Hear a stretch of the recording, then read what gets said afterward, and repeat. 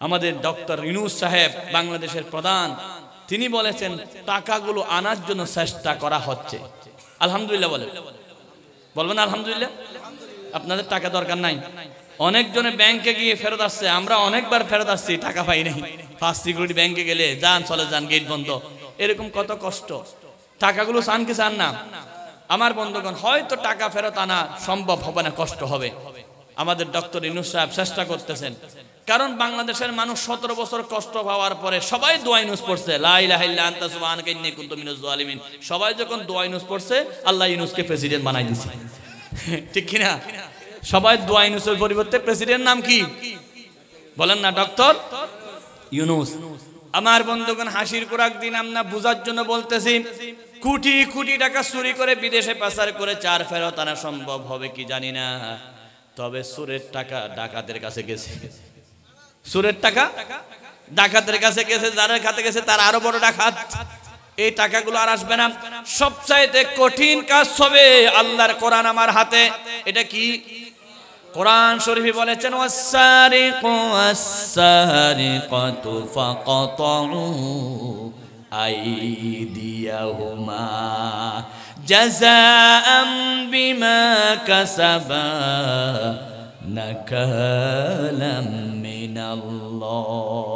সবাই বল আল্লাহু আকবার। কোরআনুল কারীম পারা নম্বর হলো 6, পৃষ্ঠা নম্বর হলো 13, সূরার নাম হলো মাইদা, লাইন নম্বর হলো 2। আল্লাহ বলেন, যারা চুরি করে, সে মহিলা হোক পুরুষ হোক, তার হাত কেটে দাও। বাংলাদেশের টাকা যারা বিদেশে চুরি করেছে, সবার হাত কেটে দেওয়া হোক, ঠিক কিনা? লিল্লাহি তাকবীর।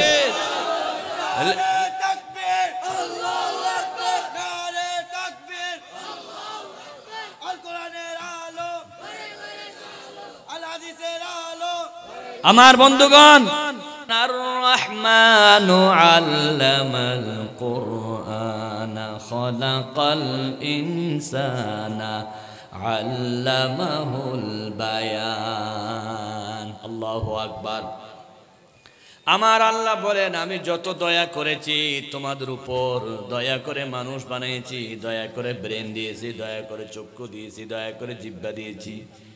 যত দয়া আমি করেছি, আমার কোনো দয়া তোমরা বলে যেতে পারবে না, অস্বীকার করতে পারবে না। ফাবিআই আলাই রাব্বিকুমা তুকাযযিবান। তোমরা আল্লাহর দয়ার কোনটা অস্বীকার করবা? কোনটা অস্বীকার করা যাবে? সব আল্লাহর দয়া। যেদিকে তাকান সেদিকে আল্লাহর দয়া।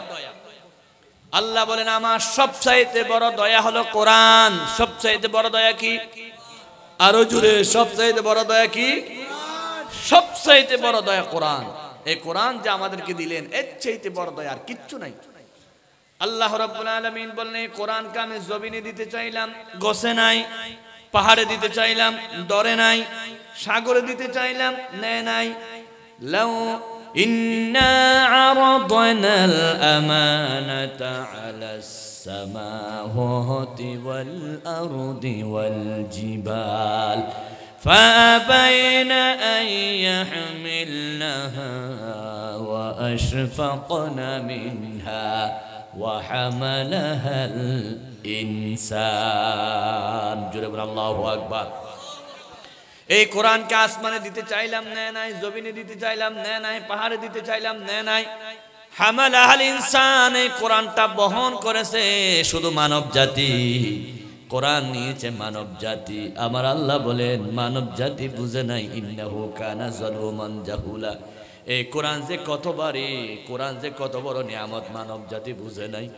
লাউ আনজালনা হাযাল কুরআন আলা জাবালিন লারাআইতাহু খাশিআম মুতাসাদ্দিআম মিন খাশিয়াতিল্লাহ। আমি যদি কোরআনটা পাহাড়ে দিতাম, বিরাট বিরাট পাহাড় কোরআনের বরে চূর্ণ বিচূর্ণ হয়ে যেত, বিন্দু পরিমাণও থাকতো না। আল্লাহু আকবার। সহজ কথা নয়। কোরআন নাজিল হলে, কোরআন যদি পাহাড়ে রাখতাম, পাহাড়ের অস্তিত্ব থাকতো না। সমস্ত পাহাড় উড়ে উড়ে উড়ে তোলার মতো হয়ে যেত কোরআনের বরে। আমার নবীর উপর যখন কোরআন নাজিল হতো, নবীজি কাঁপতেন। আল্লাহর নবী সহ্য করতে পারতেন না, কত কষ্ট যে আমার নবীর হতো। আম্মা জানা আয়েশা সিদ্দিকা রাদিয়াল্লাহু তাআলা আনহা বলেন, আমার ঘরে রাসূলুল্লাহ, আমার রানের উপর নবীর মাথা, এমন সময় কোরআন নাজিল হচ্ছে, মনে হচ্ছে আমার রান ফেটে যাচ্ছে, আমি আর বাঁচবো না। কোরআন যে এত ভারী, আমি তখন বুঝলাম আল্লাহ রাব্বুল আলামিন বলেন, ইন্না সানুলকি আলাইকা কাওলান সাকিলা। হে নবী, আমি আপনার উপর অত্যন্ত ভারী কোরআন বহন করেছি। মনে করতেছেন এটা আধা কেজি, এটা আধা কেজি নয়, এই কোরআনের ওজন হচ্ছে লক্ষ কোটি কেজি। এই কোরআন বহন করা পৃথিবীর কারো পক্ষে সম্ভব নয়, একমাত্র আল্লাহ যাকে দয়া করে, যার সিনাকে আল্লাহ পছন্দ করে, তার সিনার মধ্যে আল্লাহ কোরআনটা দেন। সুবহানাল্লাহ। আপনারা কি বুঝতে সহজ কথা? এই যে পাকড়ি নিয়েছেন ছেলেরা, এটা সাধারণ ছেলে নয়, এটা আল্লাহ রাব্বুল আলামিনের বাছাই করা ছেলে।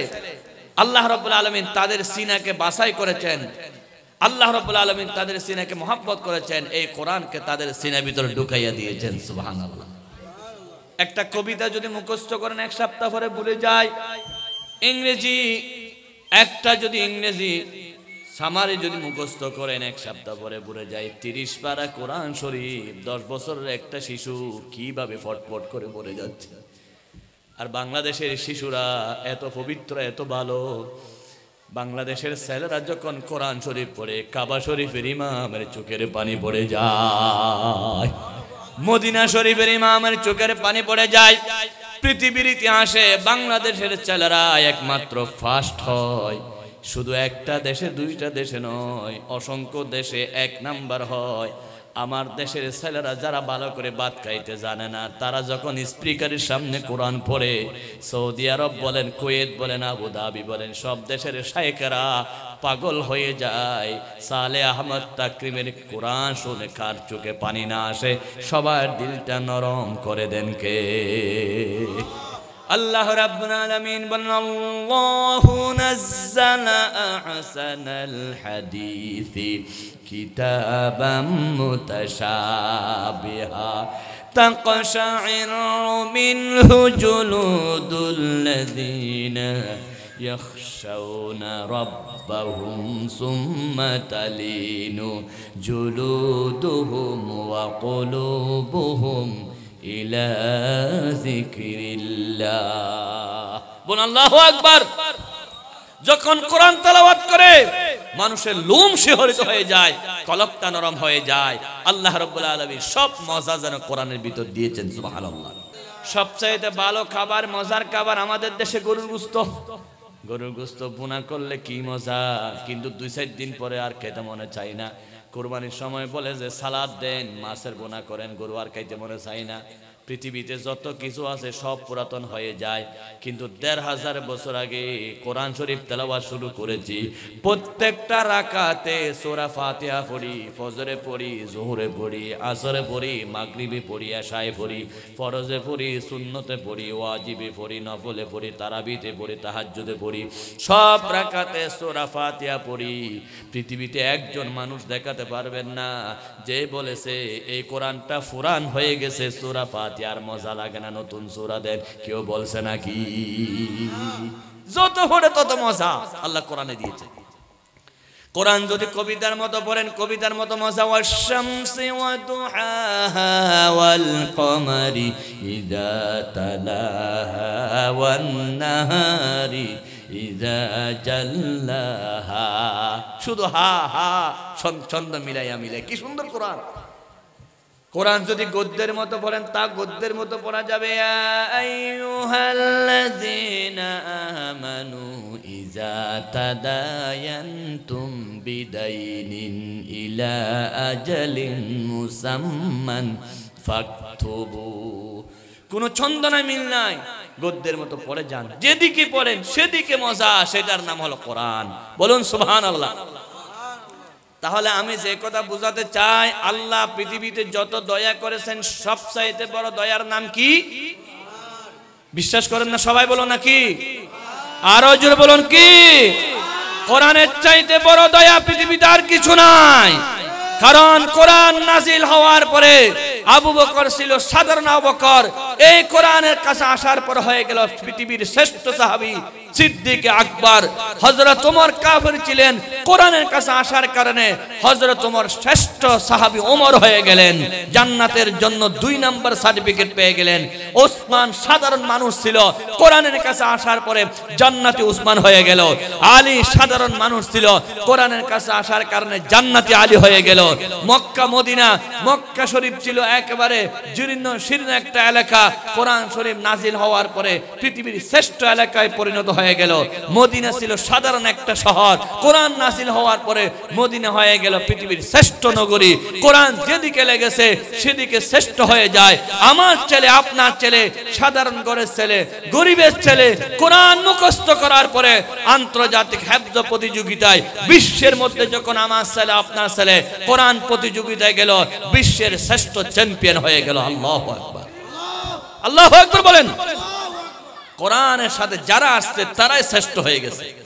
সেজন্য রাসূল বলেছেন, খায়রুকুম মান তাআল্লামাল কোরআন ওয়া আল্লামাহু, তোমাদের মধ্যে সবচাইতে শ্রেষ্ঠ যে কোরআন পড়ে আর কোরআন পড়ায়। আমাদের দেশের মানুষ এটা বুঝে না। আমার দেশের লোকেরা কোরআন শরীফ যে পড়ে আর কোরআন যে পড়ায়, যে পড়ে তাকে বাঁকা চোখে চায়, বলে মোলে ফন্না ফরদ দে বাত না ভাবি, বলে কি বলে না, মোলে ফন্না ফরদ দে কি না ভাবি, বাত না ভাবি। ডাক্তার ইঞ্জিনিয়ারও বেশি বেশি টিয়া হামাইতে দিবি। আমার দেশের সিটাঙ্গে ভাষা কথা, সিটাঙ্গের ভাষায় যারা কোরআন পড়ে তাদেরকে আমরা মানুষ মনে করি না।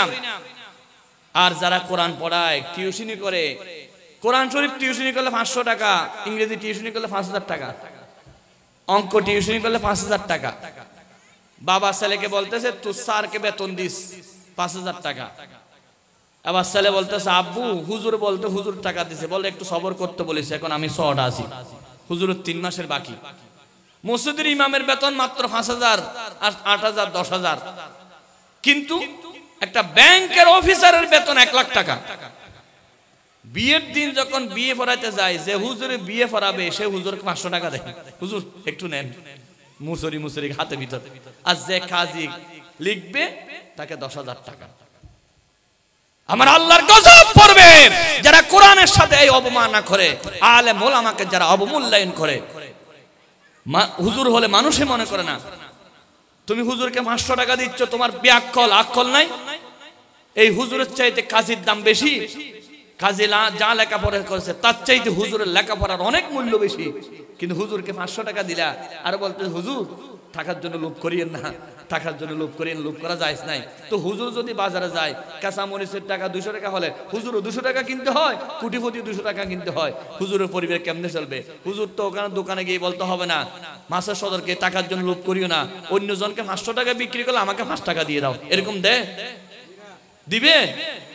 তা আমরা কিভাবে অবিচার করতেছি? কাজী সাহেবকে দিচ্ছি 10,000 টাকা, হুজুরকে দিচ্ছি 2,000 টাকা, 500 টাকা, অথচ সে বিয়ের গেট করেছে 10,000 টাকার, গাড়ি সাজাইছে 10,000 টাকার, ফুল দিয়েছে 10,000 টাকার, মেয়েদের অনুষ্ঠান করেছে 2 লাখ টাকার, কিন্তু আগদো যে পড়ায় তাকে 500 টাকা। হুজুর এগুলি নিয়ে বুঝ করেন। আরো আমরা খুশি হয়ে যাই, মৌলকে দিছি তো ঠকাই দিছি, সব গরিব হয়ে যায় ওই হুজুরের কাছে আসলে পরে। এটা আমাদের দেশের অভ্যাস। সব দিক থেকে আলেমকে আমরা ছোট মনে করি। ইমামের বেতন কম, মুয়াজ্জিনের বেতন কম, কিন্তু আল্লাহ তাদেরকে রহমত দিয়ে চালায়, সবচাইতে সুন্দরভাবে তারা চলতে পারে, ঠিক কিনা? দেশি মুরগিটা আগে তাদের ভাগ্যে জোটে, ইলিশ মাছ বড়টা আগে তাদের ভাগ্যে জোটায়। কে করেন এটা? আল্লাহ রাব্বুল আলামিন করেন। কিন্তু আমরা যে আল্লাহর কোরআনের সাথে আচরণ করতেছি, আমার 5টা ছেলে হলে 4টা ছেলে আমি ইংরেজি পড়তে দিচ্ছি, বাংলা পড়তে দিচ্ছি, ইংলিশ মিডিয়ামে দিচ্ছি, সে গাড়ি চালাবে, সে ঘোড়া চালাবে, সে অনেক কিছু হবে, আর মোল্লা হলে তো কিছু হতে পারবে না, সেই জন্য আলেম বানাচ্ছি না। এটা হচ্ছে আমাদের মেসেজ, আমাদের ধারণা। সব জায়গায় আমরা কোরআনকে ঠকাই, আলেমকে ঠকাই, ইসলামকে ঠকাই। আল্লাহ কি দেখে না? আল্লাহ বলেছেন তুমি আমার কোরআনকে ঠকাইছো, আলেমকে ঠকাইছো, তোমাকে আমি ঠকাবো, ঠিক কিনা? ইমাম সাহেব হুজুর নামাজ পড়াচ্ছে, ওয়াশামসি ওয়াদুহাহা, মাঝে মধ্যে হা হা ওয়ালা ইয়াখাফু কুবাহা। সেক্রেটারি সাহেব বলতেছে হুজুর নামাজ 2 মিনিট শেষ হয়ে গেল, খুব ভালো ইমাম। তারপর দিন আন্দরকিল্লা গিয়ে আন্দরকিল্লা দেখতেছে ইমাম সাহেবের নামাজ পড়তেছে ওয়াশামসি ওয়াদুহাহা, 10 মিনিট পড়লো। ইমাম সাহেবকে ধরে বললেন সেক্রেটারি, আপনি যে সূরাটা 2 মিনিটে পড়েন ওই সূরা আন্দর কিল্লা 10 মিনিটে পড়ে, আপনি 2 মিনিটে কেমনে শেষ করেন? হুজুর বলে আমার বেতন 2000 টাকা, সেজন্য আমি 2 মিনিট কেরাত পড়ি। আন্দর কিল্লা মসজিদের ইমামের বেতন 50,000 টাকা, সেজন্য উনি 20,000 টাকার কেরাত পড়েন, একই কেরাত। তা আপনি তো ঠকাই দিলেন, কারণ বেতন কম দিয়েছেন, হুজুরকে অন্য চিন্তা করতে হচ্ছে। হুজুর তার বেতন মসজিদে যদি আধা ঘন্টা বেশ সময় দেয়, তাও টিউশনি একটা কম করতে হবে, সেজন্য টিউশনি বেশি করাই হলো হুজুরকে সময় কাটাতে হবে। আপনি বেতন কম দেওয়ার কারণে আপনি আমলটা দুর্বল করে দিয়েছেন। আপনি যদি বলেন হুজুর বাইরে চিন্তা করা দরকার নাই, বেতন যা দরকার আমরা দেব, মন দিয়ে আপনি ইবাদত করেন, নামাজ পড়ান। এমনও মসজিদ আছে আমার হাতে কোরআন শরীফ, মসজিদের অ্যাকাউন্টে 2 কোটি 3 কোটি টাকা জমা আছে, ইমামের বেতন 3 মাস বাকি আছে। বলে ব্যাংকের টাকা ধরতে না, এগুলো ব্যাংকে পড়ে থাক, ইমাম মরে যাক। হাসির খোরাক দিচ্ছি না, বুঝার জন্য বলতেছি। কোরআনকে যারা অবমূল্যায়ন করে তাদের কোনো উন্নতি নাই। আপনার দৃষ্টিতে কোরআন ছোড়ো, আলেম ছোড়ো, মাদ্রাসা যারা পড়ে তারা দুর্বল। আমার আল্লাহর দৃষ্টিতেও আপনার কপাল পোড়া, ঠিক না? এলাকার একটা সন্ত্রাসী কুরবানের দিন নামাজ পড়ে হুজুরকে বলতে, হুজুর আসেন আমার গরু জবাই করতে হবে আগে। হুজুর বলতেছেন মুতওয়াল্লি রাগ করবে, বলে মুতওয়াল্লি আমি বুঝি না, আমি শোনার ছেলে, মুতওয়াল্লি মারবো, প্রয়োজন আগে আমারটা জবাই করে দেন। হুজুর যখন গরু জবাই করতে গেছে, গরু জবাই করার পরে হুজুরকে টাকা দিচ্ছে না। হুজুর বলতেছে হা দিয়ে দেন। ওই লোকটি বলতেছে হুজুর আমি গরু কিনতে টাকা দিই নাই, জবাই করতে টাকা দেব নাকি? কেমনে কিনতে টাকা দাও নাই? হুজুর আমি গরু আপনি যখন জুমায় ওয়াজ করলেন, কোরবানি করলে বেশি সওয়াব, পশমে পশমে ক্যাশে ক্যাশে সওয়াব পাওয়ার জন্য আরেকজনের আড়াল থেকে আরেকজনের ফার্ম থেকে গরু চুরি করে নিয়ে আসছি। কারণ আপনি বলছেন সওয়াব, পশমে পশমে সওয়াব পাওয়ার জন্য কি করছি বলেন না? গরু চুরি করছি, আমি তো সওয়াব পাবো। হুজুর বলতেছে মারাত্মক গুনাহ, তুমি যে চুরি করছো। আল্লাহ কোরআন শরীফ বলেন সূরার হাত কেটে দাও। বলে হুজুর এখন তো কোরআনী আইন নাই, হাত কাটা যাবে না। আমিও বুঝি মুসলমানের সন্তান চুরি করলে গুনাহ হবে, জানি গুনাহ হবে, তবে সওয়াব তবে কোরবানি দিলে গুনাহ এবং সওয়াব বরাবর হয়ে গেল। চুরি করছি গুনাহ হবে, গরু জবাই করছি সওয়াব হবে, মাঝখানে গোশতটা ফিরিয়ে ফেলাম। নাউজুবিল্লাহ বলেন। এবার হুজুর বলতেছে আমার টাকা দাও।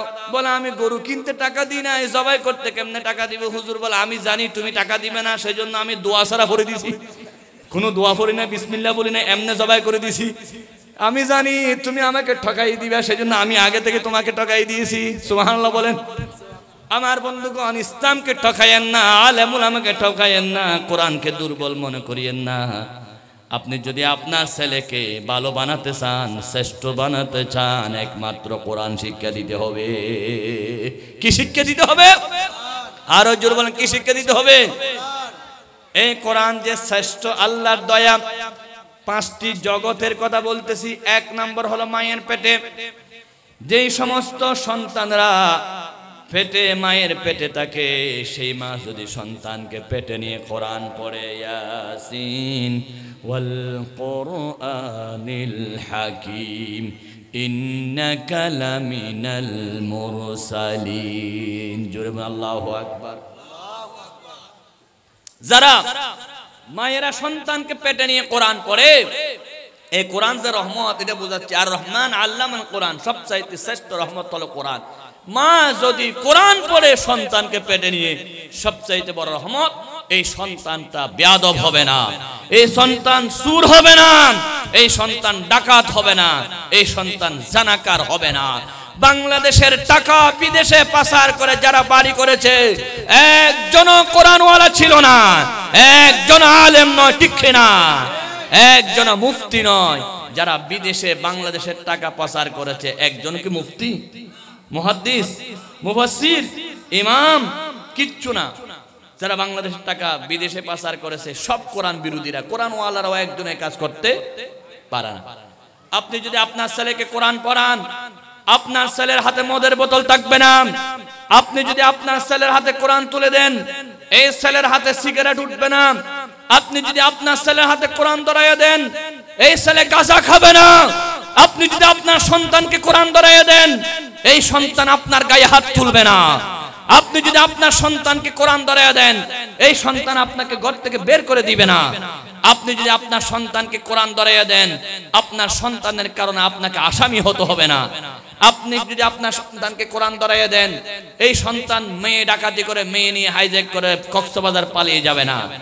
আপনি যদি আপনার সন্তানকে কোরআন ধরাইয়া দেন, এই সন্তান সমাজের মধ্যে বোঝা হবে না। আপনি যদি আপনার সন্তানকে কোরআন ধরাইয়া দেন, আপনার সন্তান দাঁড়িয়ে পেশাব করবে না। আপনি যদি আপনার সন্তানকে কোরআন ধরাইয়া দেন, এই সন্তান মুরব্বি দেখলে সালাম, এই সন্তান মুরব্বি দেখলে সালাম করবে। আপনি যদি আপনার সন্তানকে কোরআন ধরাইয়া দেন, এই সন্তান বাংলাদেশের টাকা বিদেশে পাচার করবে না। আপনি যদি আপনার সন্তানকে কোরআন ধরাইয়া দেন, আপনার সন্তান শেয়ার বাজার লুট করবে না। আপনি যদি আপনার সন্তানকে কোরআন ধরাইয়া দেন, আপনার সন্তান দেশের ক্ষতি করবে না।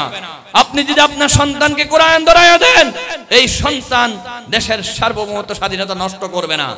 আপনি যদি আপনার সন্তানকে কোরআন ধরাইয়া দেন, আপনার জানাজার জন্য বাহিরের মানুষ ফিট করতে হবে না। আপনি যদি আপনার সন্তানকে কোরআন ধরাইয়া দেন, আপনি মৃত্যু হওয়ার পরেও কবরস্থানে আপনার কবরে গিয়ে অজর নয়নে কান্না করবে। আপনি যদি আপনার সন্তানকে কোরআন ধরাইয়া দেন, এই সন্তানে আপনাকে সুন্দর গোসল ব্যবস্থা করে দিবেন।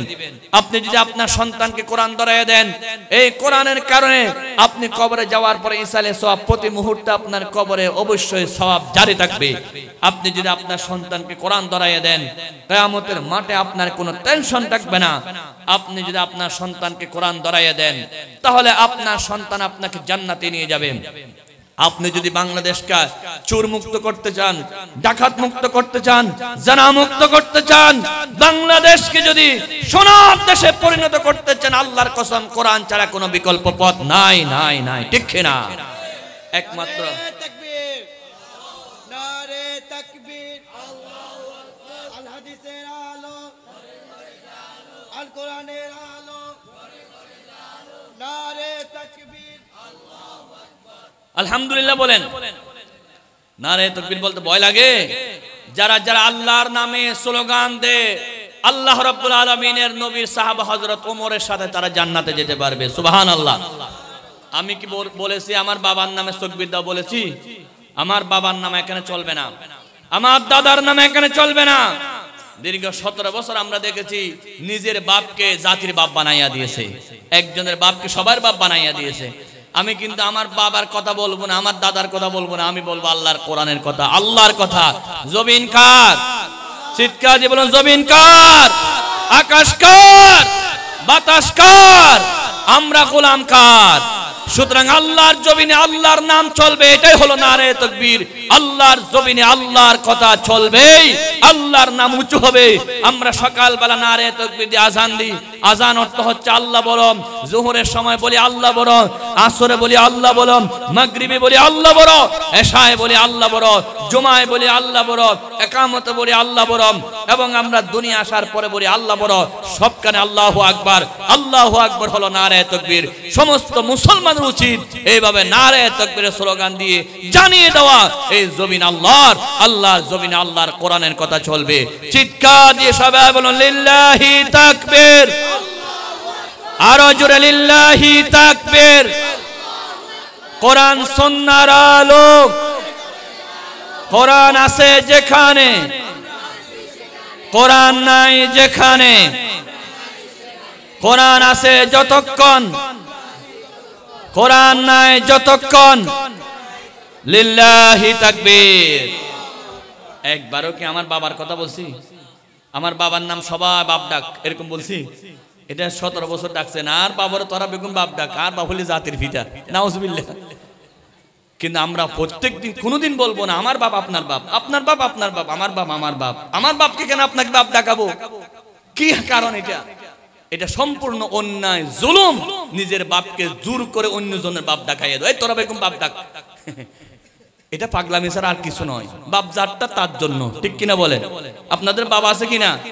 সবাই বৈধ সন্তান তো, তো নিজের বাপকে বাপ ডাকবো, আর জনের বাপকে বাপ ডাকার কোনো লাভ নাই। জোর করে যদি বাপ ডাকায়, ক্ষমতা গেলে তার উপর পেশাব করে, তার মাথার উপর পেশাব করে। এতদিন জোর করে ডাকাইছিলি তো, আব্বা বলাইছিলি, এখন তোর আব্বার মাথায় পেশাব করতেছি। কারণ কি? এটা জোর করে বলাই, জোর করে কোনো কিছু খাওয়াইলে বমি করে দেয়, ঠিক কিনা? নিজের বাপকে বাপ ডাকবো, অন্যজনের বাপকে বাপ ডাকে লাভ নাই। এটা কি অযৌক্তিকতা নাকি যৌক্তিকতা? আল্লাহর কোরআন বলে এটাই, তোমার বাপকে তুমি বাপ ডাকো। সেই জন্য আমি বাবার কথা বলি না, আমি কোরআনের কথা বলতেছি। আল্লাহর কোরআন যদি আপনি তেলাওয়াত করেন, 1 নম্বর মায়ের পেটে লাভ। আগের যুগের মাহফিলে বিভিন্ন অনুষ্ঠানে টেপ লাগাইতো, দেখছেন না আপনার? টেপ থাকতো না, টয় কাটতে টেপের মধ্যে কোরআন রেকর্ড করলে কোরআন চলে। এখন মোবাইলে যদি কোরআন রেকর্ড করে কোরআন চলবে।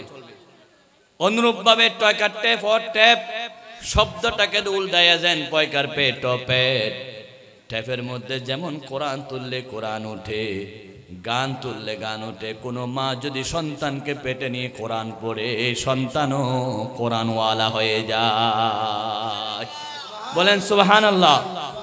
বড় পীর আব্দুল কাদের জিলানীর ইতিহাস কে না জানে? মা সন্তানকে পেটে নিয়ে কোরআন পড়তো, সন্তান বড় হওয়ার সাথে সাথে হাফেজে কোরআনের মতো মুখস্থ কোরআন পড়া শুরু করলেন। আল্লাহু আকবার বলেন। খাজা মুঈনুদ্দিন চিশতি সঞ্জিরি আজমির রহমতুল্লাহ আলাইহির নাম শুনছেন তো? খাজা সাহেবের নাম শুনছেন?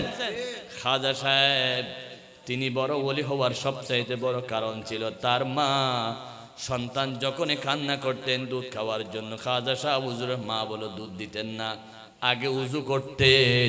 উজু করে তিনি হাফেজে কোরআন ছিলেন, মুখে কোরআন পড়তেন, এইভাবে দুধ দিতেন। যার মা কোরআন পড়ে উজু করে দুধ দেয়, তার সন্তান জগৎ বিখ্যাত ওলি খাজা সাহেব হয়ে যায়। বলেন না সুবহানাল্লাহ। আমার বন্ধুগণ, এবার দুনিয়া আসার পরে কোরআন যে কি রহমত এটা বুঝেন। কোরআন যে কি রহমত আল্লাহর হাবিব বলেছেন, যারা প্রত্যেক দিন সকাল বেলা একবার সূরা ইয়াসিন পড়ে, মান করা সূরাতু ইয়াসিন ফি সাদরিন নাহারি কুজিয়াত হাওয়াইজুহু, সকাল বেলা একবার যারা সূরা ইয়াসিন পড়ে সারা দিন তাদের সব সমস্যা সমাধান করে দেন কে? 2 নম্বর আমার নবী বলেছেন, যারা প্রতি রাত মাগরিবের পরে সূরা ওয়াকিয়া পড়ে, লাম তুসিবহু ফাকাতান আবাদা, তাদের ঘরে কোনো অভাব থাকে না কোরআনের বরকতে। বলুন সুবহানাল্লাহ। আমার নবী বলেছেন, যারা ফরজ নামাজের পরে আয়াতুল কুরসি পড়ে, মৃত্যু হতে দেরি, জান্নাতে যেতে দেরি হবে না। সুবহানাল্লাহ। আমার দয়াল নবী বলেছেন, যারা প্রতি রাত সূরাতুল মুলক পড়ে, তাবারাকাল্লাযী বিয়াদিহিল মুলকু ওয়া হুয়া আলা কুল্লি শাইইন কাদির, এই সূরাতুল মুলক যারা তেলাওয়াত করে, নবীজি বলেছেন ওই সমস্ত মানুষরা কবরে যাওয়ার সাথে সাথে এই সূরাটা পাকি রাখার ধারণ করে মুর্দার সাথে কবরে চলে যায়। ওই মুর্দাকে যখন কবরে মারতে আসবে, কবরে যখন আযাব দিতে আসবে, এই সূরাটা ডাক দিয়ে বলে, আমার এই মুর্দাকে কবরে আযাব দেওয়া যাবে না, কারণ প্রতিদিন আমি সূরা মুলক থেকে তেলাওয়াত করেছি, আমি ওয়াদা করেছি এই সূরা কবরের মধ্যে বাঁচাবো। আজকে কবরে এই বান্দাকে আমি বাঁচাবো, যতক্ষণ পর্যন্ত জান্নাতে যাব না ততক্ষণ আমি পাখা দিয়ে এই সূরাতুল মুলক এই বান্দাকে হেফাজত করব। বলুন আল্লাহু আকবার। সবখানে কোরআন, আপনার কি শান্তি দে। আমার বন্ধুগণ, অসুখ বিসুখ কঠিন রোগ হয়েছে, সব ডাক্তাররা জবাব দিল কোরআন দিয়ে সমাধান করতে পারে। আল্লাহু আকবার বলেন। কারণ কোরআনের চাইতে বড় ওষুধ পৃথিবীতে আর কোনো ওষুধ নাই। আল্লাহ বলেন, ওয়া নুনাজ্জিলু মিনাল কুরআনি মা হুয়া শিফাউ ওয়া রাহমাতুল লিল মুমিনিন। জোরে বলেন আল্লাহু আকবার। আল্লাহ রাব্বুল আলামিন বলেন, কঠিন রোগ, তোমার রোগ ভালো হচ্ছে না, কোরআন শরীফ পড়তে দাও, কোরআন পড়বে আল্লাহ তোমার রোগ ভালো করে দিবেন। প্রমাণ কি? রাসূলের সাহাবা ইকরাম এক জায়গার মধ্যে বেড়াইতে গেছেন, 30 জন সাহাবা। বেড়াইতে যাওয়ার পর এলাকার লোকদেরকে বললেন, আমরা মক্কা শরীফ থেকে আসছি, মদিনা শরীফ থেকে আসছি, এই জঙ্গলের ভিতরে আমাদের কোনো আত্মীয় স্বজন নাই, তোমরা দয়া করে আমাদের খাবারের ব্যবস্থা করো। ওই এলাকার লোকরা বলতেছে, তোমরা মনে হয় জঙ্গি, তোমরা মনে হয় কোরআনওয়ালা। এই কথা বলার সাথে সাথে তাদেরকে খাবার দেয় নাই। তারপরে দিন ওই এলাকার একজন কমিশনার চেয়ারম্যান সাহেব, তাকে সাপে কামড়ালো। সাপে কামড়ানোর পরে মারাত্মক বিষাক্ত সাপে কামড়াইছে। অনেক বৌদ্ধ ওঝা ডাক্তারে চিকিৎসা করলেন, রোগ ভালো হচ্ছে না। বুখারী শরীফের হাদিস এটা, রোগ ভালো হচ্ছে না। একজন কোরআনওয়ালা বলতেছে, কিছু সাহাবা গতকাল নবীর কিছু সাহাবা আসছে, তাদের কাছে যাও, তারা ভালো করতে পারে নাকি দেখো।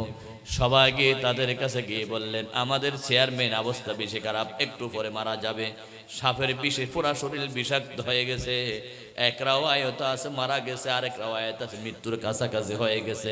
সবাই জানে 1 ঘন্টা পরে মারা যাবে, এমন বিষে মারাত্মক বিষ, কিন্তু কোনো মতে ভালো করা যাচ্ছে না। একজন সাহাবা বললেন, আমি ভালো করতে পারবো, তবে শর্ত হলো 30 জনকে 30টা ছাগল দিতে হবে। কয়টা ছাগল বলেন, কয়টা? ওনারা বলতেছে, ডাক্তার কয়জন? বলে 1 জন। তো ফিস দিতে হবে 30 জনকে কেন?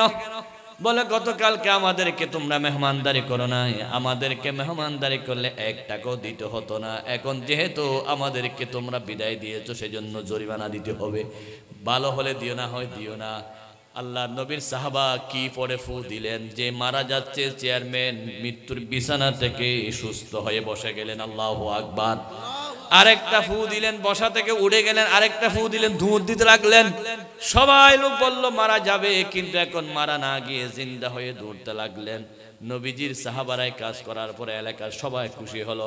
তারা 30টা ছাগল নিয়ে রসুলের কাছে আসলেন, নবীজিকে ঘটনা বললেন। আমার নবী মুস্কি হেসে বললেন, ছাগল জবাই করলে গোশত আমাকেও খাওয়াইও, আমাকে বাদ দিয়ে তোমরা একা একই গোশত খাইও না। আমি নবীজি ছাগলের গোশত বেশি পছন্দ করি। আল্লাহর হাবিব বলেন, কি আমল করেছো? সাবে কামড়ানো লোককে তুমি কেমনে ভালো করে দিয়েছো? এবার নবীর সাহাবা বলেন, হুজুর আপনি বলেছেন কোরআনুল কারীম সবচাইতে বড় ওষুধ।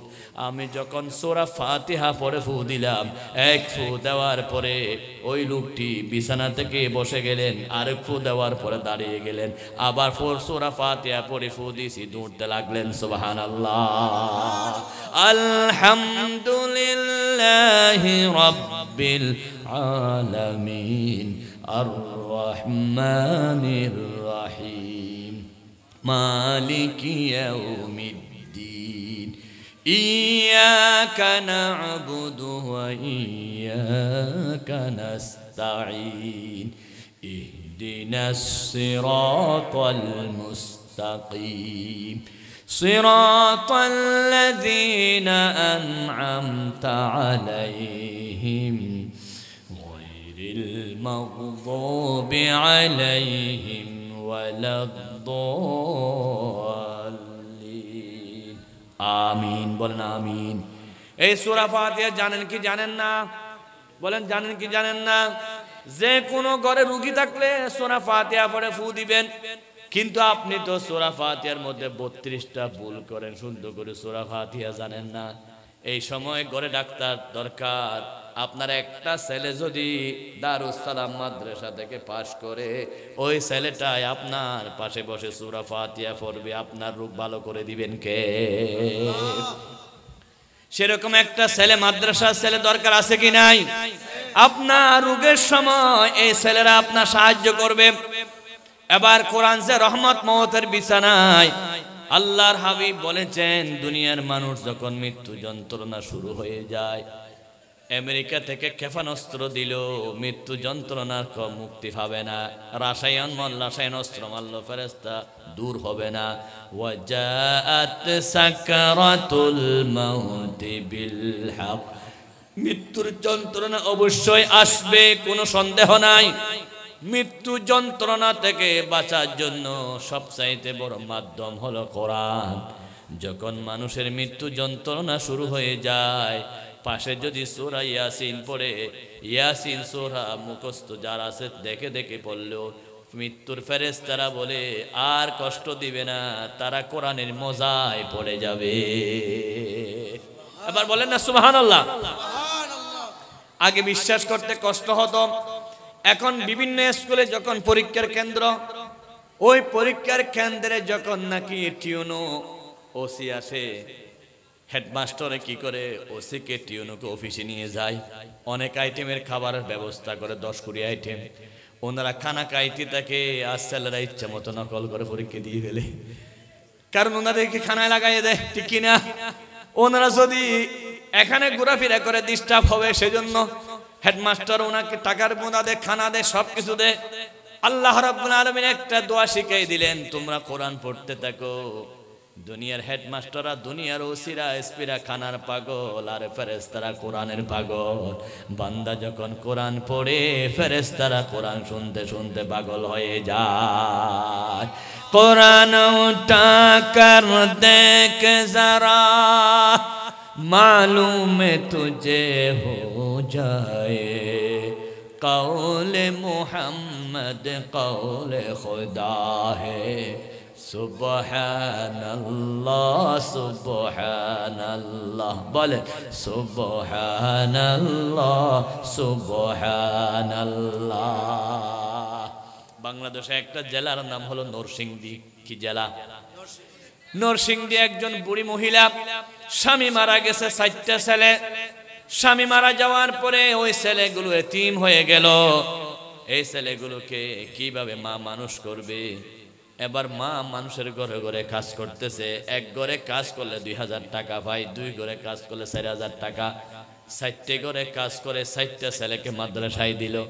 মাসে 2000 টাকা করে 4টা ছেলের জন্য 8000 টাকা জোগাড় করতে সে 4 ঘরে চাকরি করে। মাস শেষ হলে হুজুরের হাতে বেতন দে, হুজুর আমার ছেলেগুলোকে মাদ্রাসায় পাঠাইয়া দিছি, বেতনটা দিয়ে দিয়েন। এভাবে করে যখন বেশি রোগ শুরু হয়ে গেল, ছেলেগুলোকে ডাকলেন। বড় ছেলেকে বলতেছে, আব্বু বাবাকে হারে তোমার বাবা চলে গেছেন অনেক দিন থেকে, আমি বিধবা মেয়ে, তোমরা এতিম ছেলে, আমি কষ্ট করে তোমাদেরকে মানুষ বানাইছি, হেফজখানায় পড়েছ, আজকে মনে হয় আমি আর বাঁচবো না, আমার মৃত্যু যন্ত্রণা কাছে এসে গেছে। আমার বড় ছেলে তুমি এখন সূরা ইয়াসিন পড়ো, কারণ নবী বলেছেন মৃত্যুর সময় যদি সূরা ইয়াসিন পড়ে মৃত্যু যন্ত্রণা সহজ করে দেখে। সূরা ইয়াসিন পড়ার দরকার আছে কি নাই? আপনার ঘরের ছেলে যদি সূরা ইয়াসিন পড়তে পারে, আপনার বাহির থেকে আনতে হবে না। বাহির থেকে টাকা দিয়ে আনলো, নিজের ছেলে যে আদর দরদ মহাব্বত দিয়ে পড়বে, বাহিরের বারাটিয়া হুজুররা সেভাবে পড়বে নাকি? পড়বে? তারা শুধু টাকার পরিমাণ পড়বে, টাকা বেশি দিলে একটু বাড়াই পড়বে, কম দিলে একটু কম পড়বে। একটু আগে বলছিলাম ওয়াশ-শামসি ওয়া দুহাহা, মাঝে মধ্যে হা হা বেতন 2000। আবার ওয়াশ-শামসি ওয়া দুহাহা ওয়াল কামারি ইযা তালাহা ওয়ান নাহারি ইযা জাল্লাহা, বেতন কিন্তু 30,000। বেতন বেশি হলো নামাজ সুন্দর হয়, বেতন কম হলে নামাজ বিশ্রী হয়। আবার মনে করবেন না হুজুরে চালাকি করে, আসলে চালাকি নয়, এটা অটোমেটিক হয়ে যায়। আপনি ঠকাচ্ছেন আলেমকে, আল্লাহ ঠকাবে আপনাকে। ঠিক কিনা? ঠিক বললো ঠিক, ঠিক না বললো ঠিক। আমার বন্ধুগণ, প্রথম ছেলে সূরা ইয়াসিন পড়ল, 2 নম্বর ছেলেকে বলতেছে, আব্বু তুমি সূরা রহমান পড়ো, কারণ আল্লাহর নবী বলেছেন যারা বেশি বেশি সূরা রহমান পড়বে আল্লাহ তাদেরকে বেহেশতের দুলা বানাইয়া দিবে। কি বানাবে? দুলা বুঝেন তো? দুলা বুঝেন? দুলা মানে বর, জামাই। আমার দেশে সবচাইতে আনন্দের দিন হলো বিয়ের দিন। জামাই মুখে রুমাল একটা দিবে, শালীরা ওদিক থেকে গুতা মারবে, ওদিক থেকে ফানি মারবে, তার কত আনন্দ লাগবে। আল্লাহ রাব্বুল আলামিন বলবেন জান্নাতের দুলারা মুখে জান্নাতের রুমাল দিয়ে থাকবে, হোরে গিলমানরা কত দিকে তাদেরকে আনন্দ দিবে। ওয়া হুরুন আইনুন কাআমসালিল লুলুইল মাকনুন। সূরা রহমান পড়ো, সূরা রহমান পড়লে জান্নাতের দুলা হয়ে যাব। 2 নম্বর ছেলে সূরা রহমান পড়লেন। 3 নম্বর ছেলেকে বলেন, আব্বু তুমি সূরাতুল মুলুক পড়ো, কারণ নবী বলেছেন যারা সূরাতুল মুলুক পড়ে তাদের কবর আযাব মাফ করে দেন কে? 3 জন ছেলেকে 3টা দায়িত্ব দিলেন। ইত্তে বছরে মায়ের সকরা শুরু হয়ে গেল, মা মারা গেলেন। ছোট্ট ছেলেকে কিছু বলতে পারে নাই, মাকে কবরে দিলেন, দাফন দিলেন, কাফন দিলেন, সবকিছু করার পর সবাই চলে গেলেন। রাতের 1টা বাজে সবাই দরজা বন্ধ করে ঘুমাইয়া গেলেন। ছোট্ট ছেলেটা মায়ের কাছে এসে অজর নয়ন কান্দে, মা আমাকে কিছু বলতে পারো নাই, আমি 30 পারা কোরআন শরীফ তোমার কবরে হাদিয়া দেব। বলেন সুবহানাল্লাহ। কোরআন পড়া শুরু করলেন, পড়তে পড়তে পড়তে পড়তে সারা রাত কোরআন পড়তেছে। আল্লাহর হাবিব বলেছেন তুমি যদি কবরে শান্তি পেতে চাও দুনিয়ায় একটা গাছ রোপণ করে আসো, সন্তান একটা কোরআনওয়ালা বানাইয়া দাও। নবী মুসা রাস্তা দিয়ে যাচ্ছেন, কবরস্থানে ভয়ঙ্কর আযাব দেখলেন। তিনি তো আল্লাহর সাথে কথা বলতেন, ওয়াকাল্লামাল্লাহু মুসা তাকলিমা। মুসা নবী আল্লাহর সাথে কথা বলতেন, আল্লাহকে বললেন আল্লাহ কবরে বেশি আযাব হচ্ছে। আল্লাহ বললেন উনি আযাবের উপযুক্ত, দুনিয়ার মধ্যে নাফরমানি করেছে, গুনাহ করেছে। এবার মুসা নবী কিছুদিন পরে 10 বছর পরে রাস্তা দিয়ে আবার যাচ্ছেন, ওই কবরের মধ্যে ফুল বাগানে লোকটি হাসতেছেন। আল্লাহকে টেলিফোন করে বললেন আল্লাহ এই কবরের মুর্দার বেশি গজব হয়েছিল, আজকে কেন শান্তি হচ্ছে? আল্লাহ রব্বুল আলামিন বলেন ওনার একটা সন্তান মায়ের পেটে ছিল, উনি আসার সময় ওসিয়ত করে গেলেন সন্তানকে মাদ্রাসায় দেওয়ার জন্য। মা সন্তানকে মাদ্রাসায় দিল। সন্তান যখন মাদ্রাসায় কোরআন পড়লেন, আল্লাহকে রহমান বলে ডাক দিলেন, তাওরাত কিতাব পড়লেন, আল্লাহ রাব্বুল আলামিন কবর আযাবকে মাফ করে দিলেন। বলেন সুবহানাল্লাহ। সুতরাং মওতের বিছানায় শান্তি পাবেন কিসের কারণে? কোরআনের কারণে। এবার কবরে যাওয়ার পরে কবরও শান্তি পাবেন একমাত্র কোরআনের কারণে। পৃথিবীর কোনো বোমা দিয়ে কবর আযাব বন্ধ করা যাবে নাকি? আল্লাহর হাবিব বলেন কবর প্রতিদিন ডাক দে, আনা বাইতুল ওয়াহাদা, আনা বাইতুল জুলমা, আনা বাইতুল ওয়াহাশা। আমি হলাম একাকী ঘর, আমি কবর আসার সময় তুমি বন্ধু নিয়ে আসিও। আমি কবর হলাম অন্ধকার ঘর, আসার সময় লাইট নিয়ে আসিও।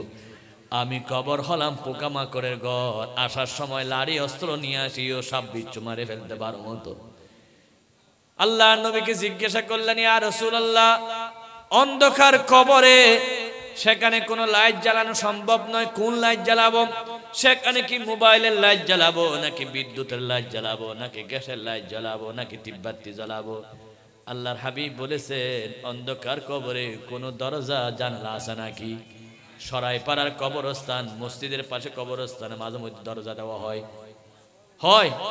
জানালা দেওয়া হয়, ভেন্টুলিন দেওয়া হয়, আরো সিবি সিবি দে বিন্দু পরিমাণ ছিদ্র না থাকে মতো মাটি যাতে একেবারে সিবি সিবি দে। ঠিক কিনা? ছেলেরা বলে যত ছেলে আছে সবাই সিববো, সবাই সিবি সিবি দে। এই অন্ধকার কবরে লাইট জ্বালাবেন কিভাবে? আল্লাহ রাব্বুল আলামিন বলেন অন্ধকার কবরে লাইট জ্বালাতে হবে, একমাত্র লাইটের নাম হলো কোরআন। বলেন কি নাম? আরো জোরে কি নাম?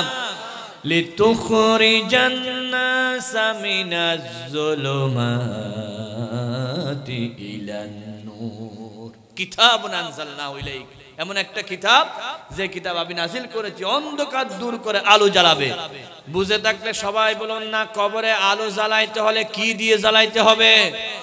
মোমবাতির আলো জ্বলবে, বিদ্যুতের আলো জ্বলবে, সূর্যের আলো থাকবে, টর্চ লাইটের আলো থাকবে, গ্যাসের লাইট থাকবে, মোবাইলের লাইট জ্বলবে। একমাত্র কিসের লাইট জ্বলবে বলুন? এই কোরআন ছাড়া কোনো বিকল্প পথ নাই। এবার নবী বলেছেন কোরআন কবরস্থানে একা চলে আসিও না, বন্ধু নিয়ে আসিও। ইয়া রাসূলুল্লাহ বন্ধু কোথায় পাবো? কোন মানুষ যদি বিয়াইকে বলে বিয়াই তুমি আমার ফরানের ফরান খলিজার আব্দান, আমার কবরে 2 দিনের জন্য তুমি থাকিও, বিয়াই থাকবে? আপনাদের এলাকায় থাকবে মনে হয়, কথা বলেন না থাকবে? নিজের বড় ছেলেকে বলেন আব্বু তুমি আমার বড় ছেলে কলিজার টুকরা, তোমাকে ছাড়া আমি বাঁচবো না, তোমার জন্য আমি কি কষ্ট করেছি, নিজে না কে খাওয়াইছি। গরুর মাংস যখন 1000 টাকা, তোমার জন্য আমি তখন কিনে এনেছি।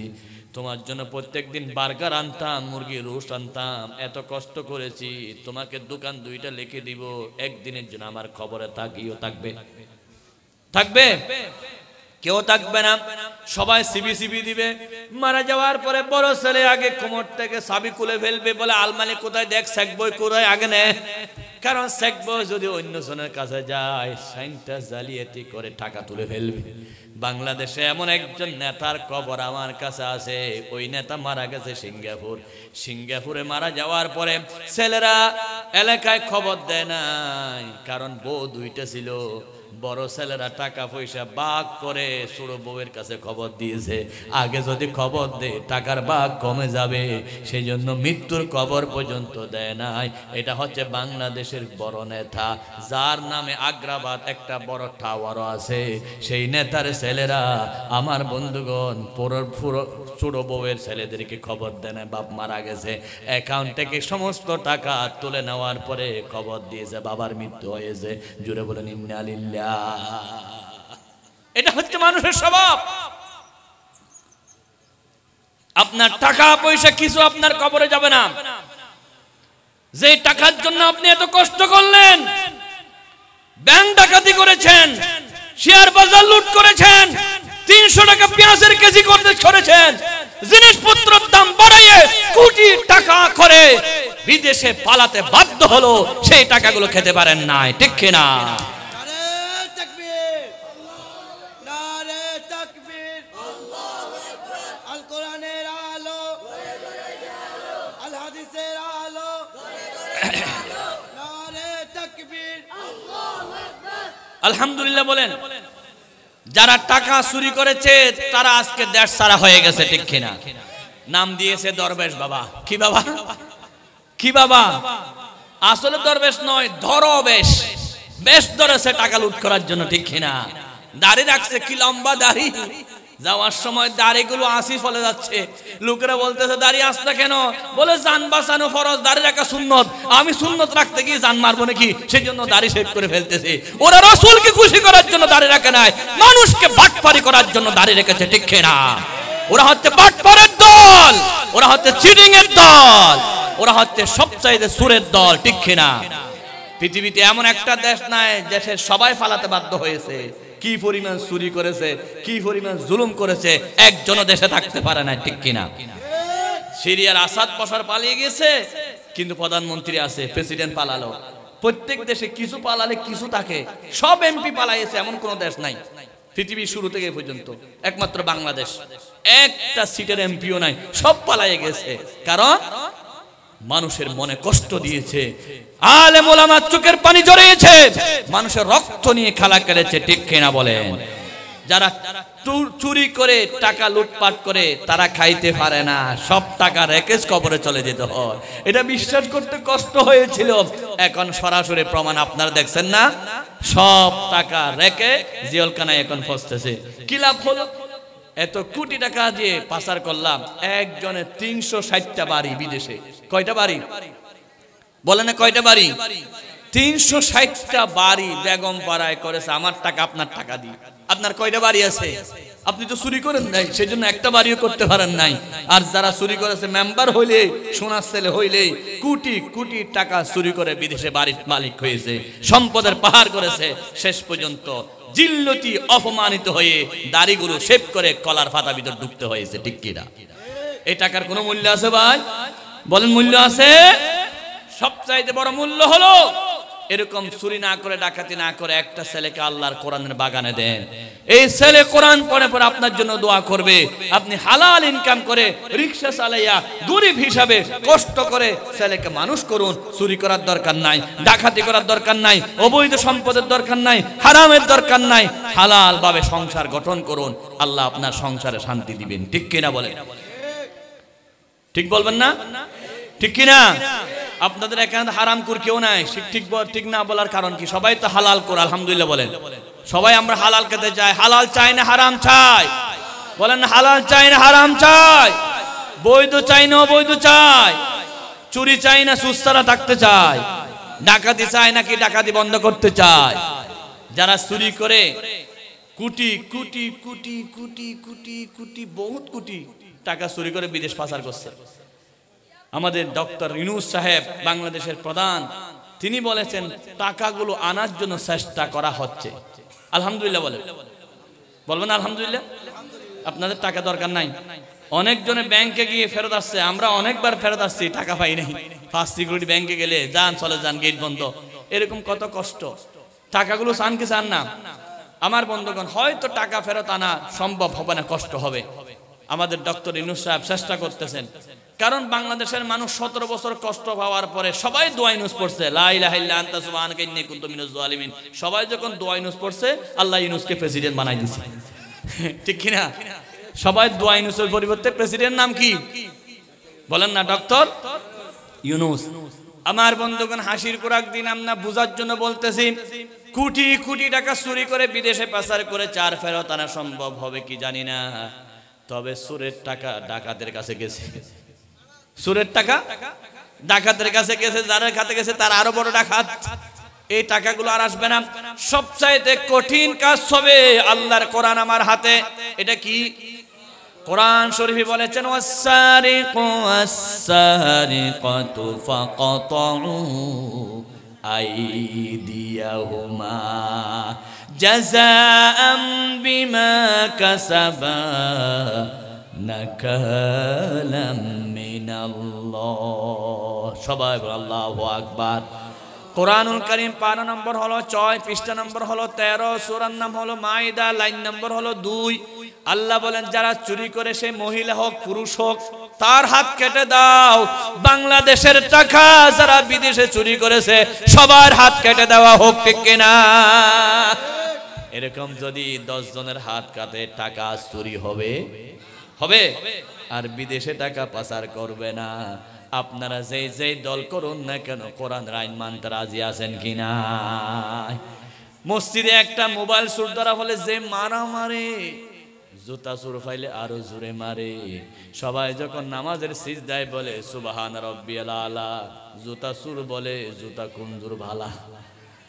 সবাই বলে সুবহান রাব্বিয়াল আলা, জুতা চোর বলে কি? জুতা কুনজুর ভালা। আস্তে করে সিজদায় রেখে জুতাগুলো নিয়ে দিয়ে ফালাই। জুতা যখন ফালাইয়ে নিয়ে যায়, সভাপতি সাহেবের ঘরে জামাই বেড়াইতে আসছে, হাতে মিষ্টির কার্টন, পায়ে জুতা নাই। সভাপতি বলে, জুতা কই? বলে, তোমার মসজিদে জুতা চুরি হয়, এখানে চুরি বেশি। এবার সভাপতি খেপে গেছেন, একটা দারোয়ান ঠিক করছে, চুরি কে করে দেখবি, তুই নামাজ পড়বি না পরে পড়িস। দারোয়ান যখন দিছে, দারোয়ানে সুদ ধরছে। সুদ ধরার পরে যে মার, আমি বলি এত মার কেন? বলে, জুতা চুরি করেছে সভাপতি, জামাই জুতা। সবাই মারতেছে, উনি বলতেছে আমারও। আমি বললাম, জুতার মূল্য কত? বলে, জুতার মূল্য 700 টাকা। তো 700 টাকা জুতা চুরি করেছে, এত মারা মারো।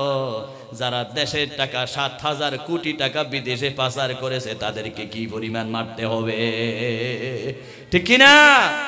700 টাকার জুতা চুরি এত মারা মারো, আর কোটি টাকা চুরি করে বিদেশ পাচার করছে, তাদেরকে কি মারা মারতে হবে, ঠিক কিনা বলেন? তাদেরকে মারতে হলে কোরআনী আইন লাগবে। কিসের আইন লাগবে? কোরআনী আইন ছাড়া দেশে শান্তি পাওয়া যাবে না। বন্ধুগণ, বাংলাদেশ স্বাধীন হয়েছে 1971 সালে, বর্তমান 2024 সাল। 54 বছরে বাংলাদেশে যারা ক্ষমতায় ছিল, একজনও কোরআন দিয়ে দেশ চালাই না, ঠিক কিনা? কেউ ব্রিটিশের আইন দিয়ে আর কেউ অন্যান্য আইন দিয়ে কোরআন দেশ চালিয়েছে। এবারে আমরা সবাই কোরআনের আইন চাই কি চাই না? বলুন, চাই কি চাই না? সব দেখা শেষ, আল কোরআনের বাংলাদেশ। বলুন, সব দেখা শেষ, এবার হবে আল কোরআনের। সবাই বাংলা কোরআন চাই কি চাই না? আরো জোরে বলুন, চাই কি চাই না? কারণ কোরআন যদি নাজিল হয়, চুরি থাকবে না। কোরআন যদি আইন কায়েম হয়, ডাকাতি থাকবে না। কোরআনের আইন যদি চালু হয়, সন্ত্রাসী থাকবে না। কোরআনী আইন যদি চালু হয়, আপনারা ঘরের দরজা খুলে ঘুমাবেন, কোনো চিন্তা নাই। আমি সৌদি আরবে গেছি, দেখেছি সৌদি আরবে স্বর্ণের দোকান, বিশাল বিশাল স্বর্ণের দোকান। আজান দিছে, দোকান খোলা, মসজিদে চলে গেছে, দোকান বাঁধতে হয় নাই। এই স্বর্ণগুলো পাহারা দিচ্ছে একমাত্র সুরের বিরুদ্ধে আইন চালু হওয়ার কারণে। স্বর্ণের দোকানে চুরি নাই, রূপার দোকানে চুরি নাই, কোনো দোকানে চুরি নাই। সবাই চোর মুক্ত হয়ে গেল একমাত্র সৌদি আরবে কোরআনী আইন থাকার কারণে। বলেন সুবহানাল্লাহ। বর্তমান আফগানিস্তান কত গরিব দেশ জানেন? আফগানিস্তানের মন্ত্রীরা 2 পায়ে 2 জুতা পরে, 2 পায়ে 1 জুতা পরার সুযোগ পায় না। মন্ত্রী অফিসে যায় সাইকেল চালাইয়া। কি চালাইয়া? আমার দেশের মন্ত্রী সামনে 10টা গাড়ি, পিছনে 10টা গাড়ি, আর পিছনে সোনা তেলের হোন্ডার বহর। এক একজন হুন্ডা চলাকলা এক একটা জাতীয় গুন্ডা, সব গুন্ডারা নেতারা সামনে পিছনে যাচ্ছে, কারণ ওরা টাকা চুরি করবে, তো চুরি করার পরে মাইর খাবে, সেজন্য গুন্ডা ছাড়া চলতে পারে না। সেরকম গুন্ডা নিয়ে 17 বছর চলতে। আমার বন্ধুগণ, সৌদি আরবে দেখেছি আল্লাহ রাব্বুল আলামিন কি শান্তি। আফগানিস্তানের কথা শুনেন, মন্ত্রীরা সাইকেল চালায়, অফিসে যায়, আবার 2 পায়ে 2 জুতা পরে, কারণ জুতা কেনার টাকা। উম্মিহি ওয়া আবিহি ওয়া সাহিবাতিহি ওয়া বানি। কঠিন হাসরের ময়দানে মা তার ছেলেকে দেখে বলবে, আমি তোমার ছেলে নয়, তুমি আমার মা নয়, একজন অপরজন থেকে পালাবে, কেউ কারো পরিচয় দিতে চাইবে না রে। বন্ধু, এই কথা বুঝাতে আপনাদের কষ্ট হয়েছে অনেক দিন। 5 আগস্টের পরে এমন ভাবে নেতারা ফালাইলো, কর্মীর পরিচয় দিতে চাই নাই, ঠিক কিনা? 2 জন একসাথে পালিয়ে যাচ্ছে, একজন অপরজনকে পরিচয় দিতে চাই না। একজনকে ধরার পরে বলতেছে, আমাকে ধরতেছে, ওকে একটু ধরো। বলে ওকে, বলে ও দরবেশ বাবা। আমার বন্ধুগণ, হাসরের ময়দান তার চাইতে ভয়ঙ্কর হয়ে যাবে, কেউ কাউকে পরিচয় দিতে চাইবে না। সেই কঠিন হাসরের ময়দানে মানুষের মুখে শুধুমাত্র থাকবে নাফসি নাফসি, আমাকে বাঁচাও, আমাকে বাঁচাও। সমস্ত মানুষ যাবে আদম নবীর কাছে, আনতাবু না, আপনি আমাদের বাবা, আজকে বাঁচান। আদম বলবে, আজকে আমি কিছু করতে পারবো না রে, যাও তোমরা নূহ নবীর কাছে। নূহ নবী বলে না, আমি কিছু কথা বলতে পারবো না। ইব্রাহিম নবীর কাছে যাও, মুসা নবীর কাছে যাও, কোন নবী কোন কথা বলতে পারবে না।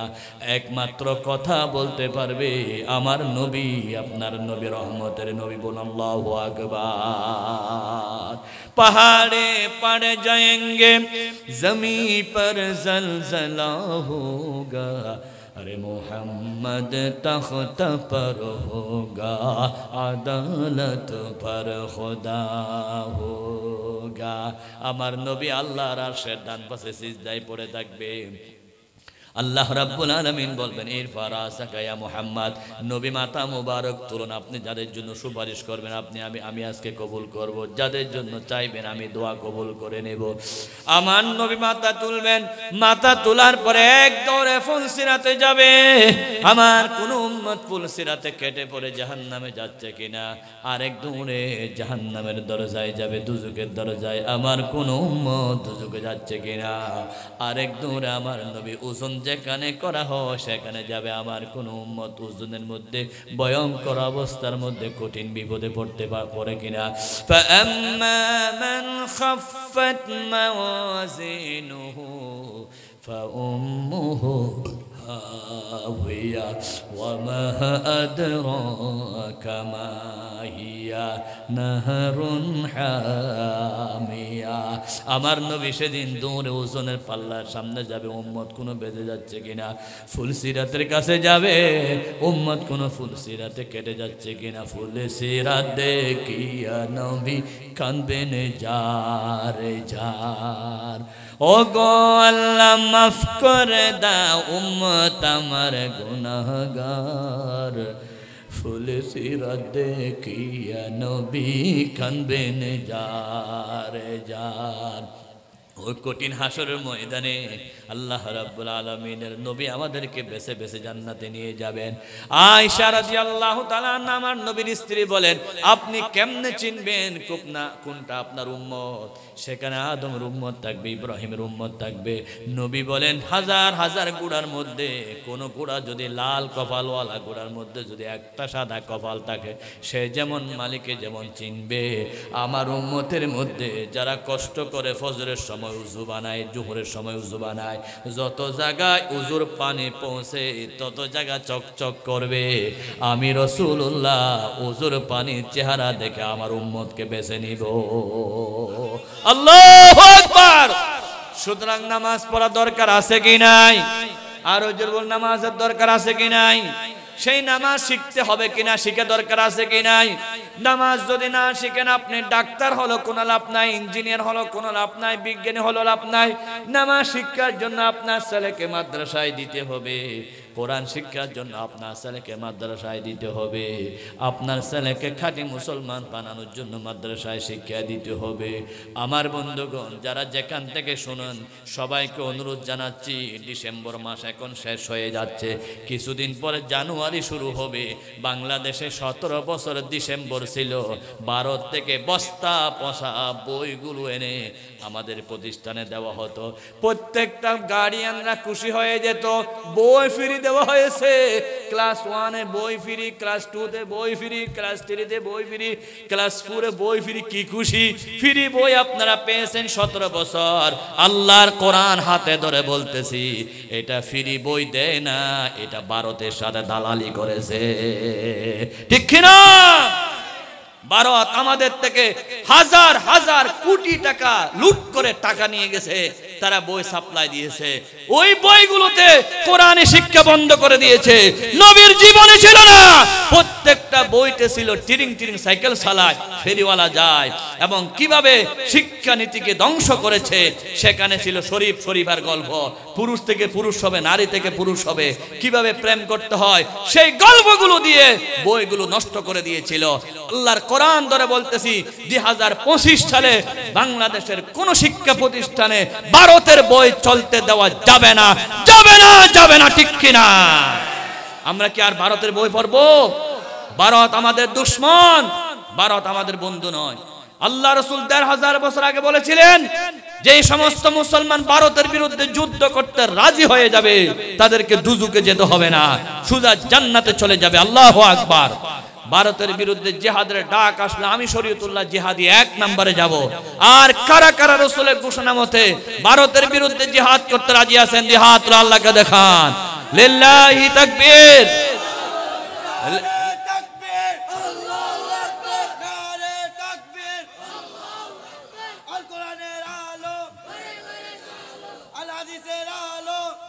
আমার বন্ধুগণ, তারা এমন বই আমাদেরকে দিয়েছিল যেই বইতে শিক্ষা বলতে কিছু নাই, সব গাঁজাখুরি জ্ঞান ছিল। ঠিক কিনা?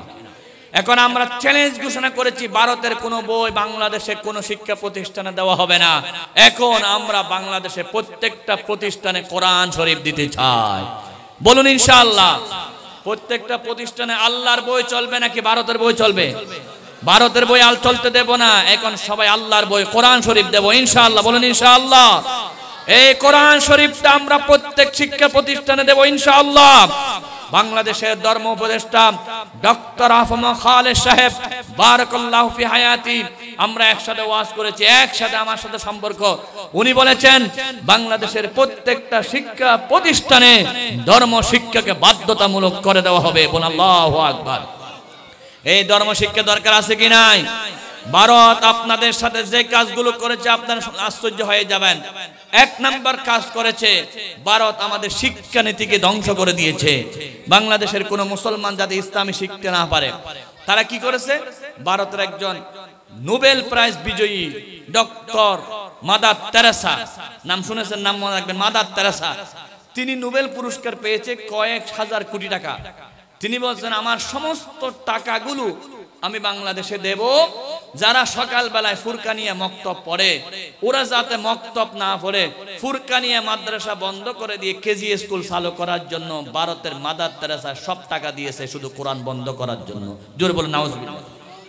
সেদিক থেকে কোরআন বন্ধ করে কেজি স্কুল চালু করে দেওয়া হয়েছে, এবং প্রত্যেকটা কেজি স্কুল ইংলিশ মিডিয়াম, একটা তো কোরআন শিক্ষা নাই।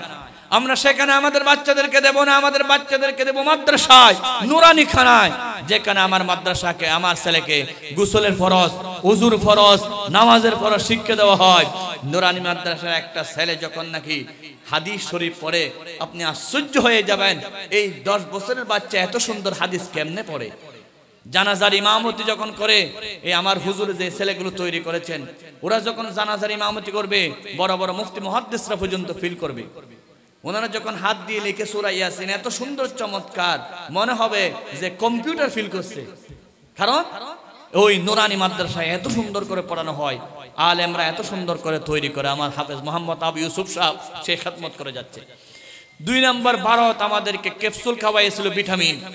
সেই ভিটামিন ক্যাপসুল দিয়ে হাজার হাজার বাচ্চাকে বাংলাদেশে মেরে ফেলেছে। আপনারা জানেন কি জানেন না? অবশ্যই এই কাজটা করেছিল। তিন নম্বর ভারত আমাদেরকে যে কাজটা করেছিল সেটা হচ্ছে আমাদের দেশে মদের সয়লাব, ট্যাবলেট, ক্যাপসুল, ইয়াবা, বাবাস দিয়ে শেষ করে দিয়েছে। চার নম্বর আমাদের দেশে শেষ করে দিয়েছে সেটা হলো বন্যার পানি দিয়ে নোয়াখালী, কুমিল্লা, লক্ষ্মীপুর, ফেনী লাখ লাখ মানুষকে ধ্বংস করে দিয়ে কষ্ট দিয়েছে এই ভারতের পানি, ঠিক কিনা? পাঁচ নাম্বার তারা আমাদেরকে ধ্বংস করে দিয়েছে বাংলাদেশের এই পবিত্র ভূমিতে গুজরাটের মতো তারা মসজিদের উপর আক্রমণ করেছে। জসকুরের মসজিদকে তারা পাথর মেরেছে ভারতের দালালরা। আমরা জানিয়ে দিতে চাই, বাংলাদেশের একটা মসজিদে আক্রমণ হলে বাংলাদেশের 14 কোটি মুসলমান ঐক্যবদ্ধ হয়ে তাদের হাতগুলোকে ভেঙে দিতে হবে, ঠিক কিনা? ভারতকে জানিয়ে দিতে চাই, এটা ভারত নয়, এটা বার্মা নয়, এটা গুজরাট নয়, এটা কাশ্মীর নয়, এটা শাহজালাল শাহপরানের বাংলাদেশ।